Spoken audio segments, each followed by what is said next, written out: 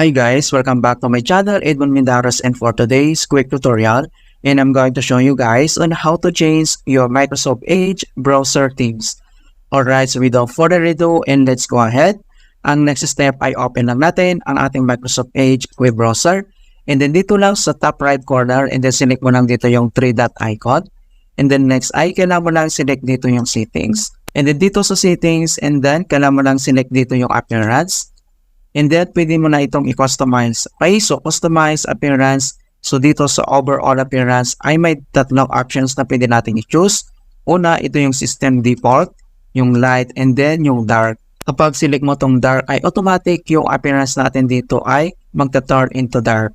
And then, dito naman sa theme, ay select ka lang dito kung ano yung prepared mo or gusto mong kulay. So, halimbawa, select ka lang dito. And then, makita mo dito mga kaibigan ay automatic na mag-change siya. Okay, so select ka lang dito, ganito siya. And then dito naman sa Discover More Themes ay maraming pagpipilian din dito ng mga gandang mga themes. So i-click mo lang dito, okay? So ganoon lang po kasimple kung paano natin i-change ang Microsoft Edge browser themes. Okay, so please don't forget to like this video, subscribe to my channel for more quality content. Thank you guys and see you in my next tutorial.